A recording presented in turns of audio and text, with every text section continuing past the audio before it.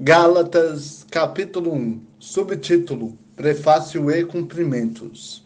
Paulo, apóstolo, não da parte de homens, nem por meio de homem algum, mas por Jesus Cristo e por Deus Pai, que o ressuscitou dentre os mortos, e todos os irmãos que estão comigo, às igrejas da Galácia.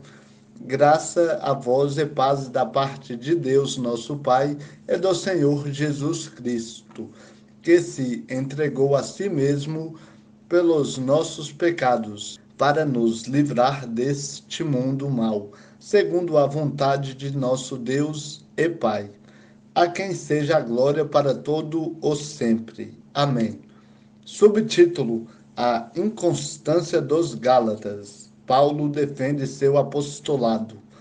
Estou admirado de que estejais vos desviando tão depressa daquele que vos chamou pela graça de Cristo para outro evangelho, que de fato não é outro evangelho, senão que há alguns que vos perturbam e querem perverter o evangelho de Cristo. Mas, ainda que nós mesmos ou um anjo do céu vos pregue um evangelho diferente do que já vos pregamos, seja maldito. Conforme disse antes, digo outra vez agora: se alguém vos pregar um evangelho diferente daquele que já recebestes, seja maldito. Pois, será que eu procuro agora o favor dos homens ou o favor de Deus? Será que procuro agradar a homens? Se estivesse ainda agradando a homens, eu não seria servo de Cristo. Mas, irmãos, quero que saibais que o evangelho por mim anunciado não se baseia nos homens, porque não o recebi de homem algum, nem me foi ensinado, mas o recebi por uma revelação de Jesus Cristo.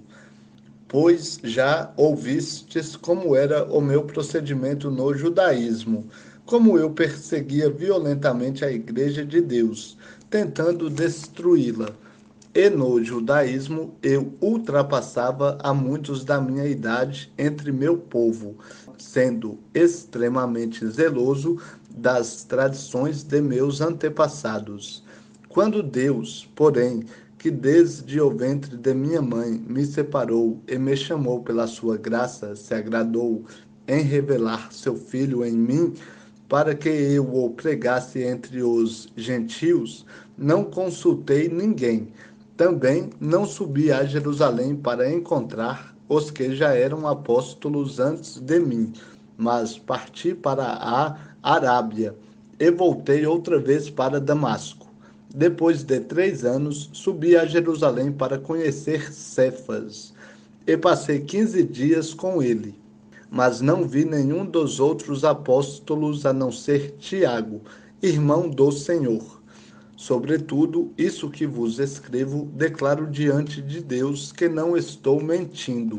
Depois, fui para as regiões da Síria e da Cilícia. Eu não era conhecido pessoalmente pelas igrejas de Cristo na Judéia. Apenas tinham ouvido dizer: aquele que nos perseguia agora prega a fé que antes tentava destruir, e glorificavam a Deus por minha causa. Capítulo 2, Gálatas. Depois de 14 anos, subi outra vez a Jerusalém com Barnabé, levando Tito também comigo. Subi por causa de uma revelação e expus a eles o evangelho que prego entre os gentios, mas em particular aos que pareciam se destacar, para que de algum modo não corresse ou não tivesse corrido inutilmente. Mas nem mesmo Tito, que estava comigo, foi forçado a se circuncidar, embora fosse grego. E isso por causa dos falsos irmãos que haviam se intrometido e secretamente vieram espiar a liberdade que temos em Cristo Jesus para nos escravizar. Mas nem por um momento cedemos ou nos submetemos a eles, para que a verdade do Evangelho permanecesse convosco. E aqueles que pareciam ser importantes, ainda que o tenham sido no passado, isso não me importa, pois Deus não considera a aparência humana. Esses que pareciam ser importantes nada me acrescentaram.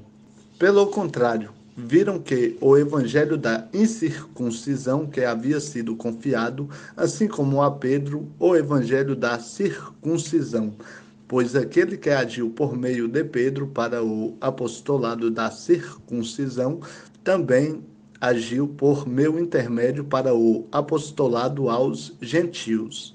E quando reconheceram a graça que me havia sido dada, Tiago, Cefas e João, considerados colunas, estenderam a mão direita da comunhão a mim e a Barnabé, para que fôssemos aos gentios, e eles à circuncisão. E nos recomendaram somente que nos lembrássemos dos pobres, o que também procurei fazer com cuidado. Quando, porém, Cefas chegou a Antioquia, eu o enfrentei abertamente, pois merecia ser repreendido, porque antes de chegarem alguns da parte de Tiago, ele estava comendo com os gentios.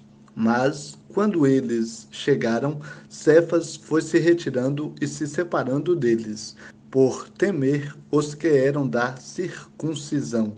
E os outros judeus também fizeram como ele, a ponto de até Barnabé se deixar levar pela hipocrisia deles. Mas, quando vi que não agiam corretamente, conforme a verdade do Evangelho, disse a Cefas na frente de todos: Se tu, sendo judeu, vives como os gentios e não como os judeus, por que obrigas os gentios a viver como judeus?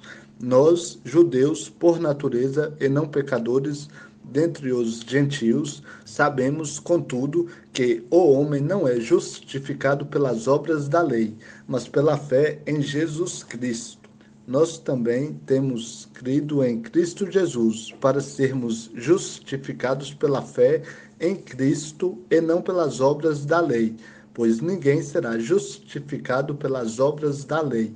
Mas se, procurando ser justificados em Cristo, nós mesmos também fomos encontrados pecadores, seria por acaso Cristo ministro do pecado?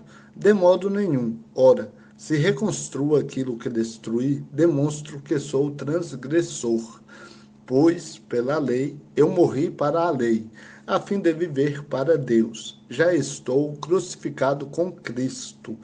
Portanto, não sou mais eu quem vive, mas é Cristo quem vive em mim. É essa vida que vivo agora no corpo, vivo pela fé no Filho de Deus, que me amou e se entregou por mim. Assim, não cancelo a graça de Deus, pois se a justiça vem por meio da lei, então Cristo morreu inutilmente.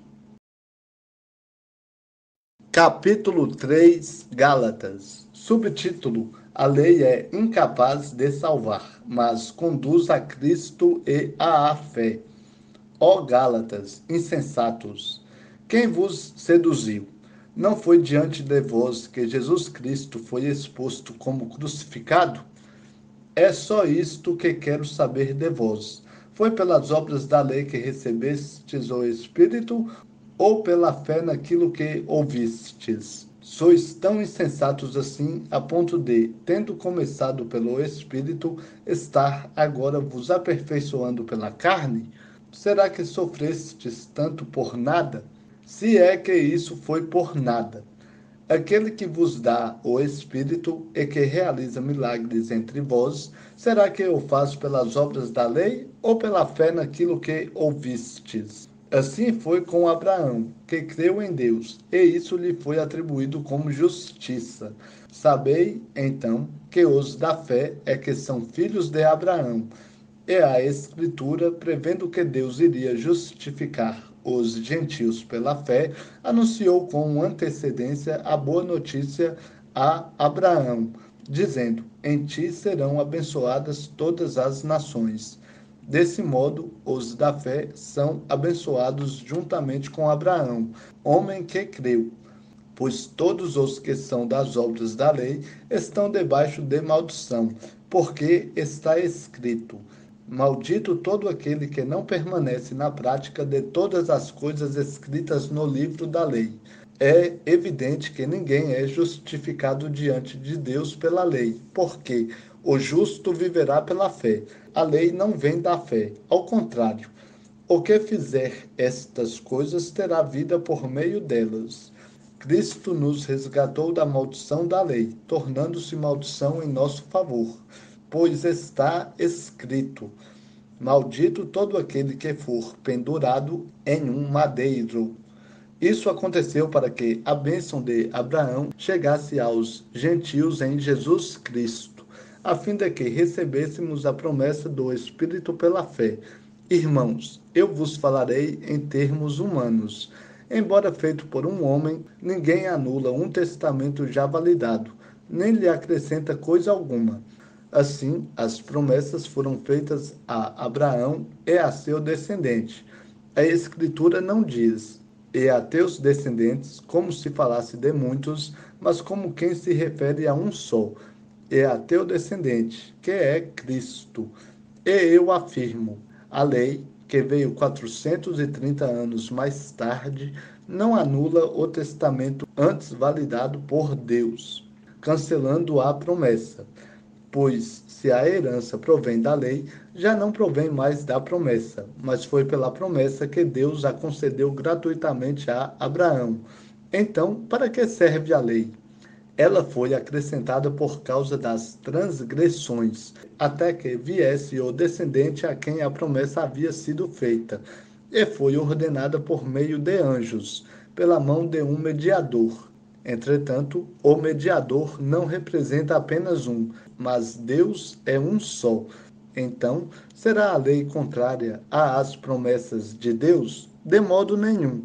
Pois, se tivesse sido dada uma lei que pudesse conceder vida, a justiça, na verdade, seria pela lei.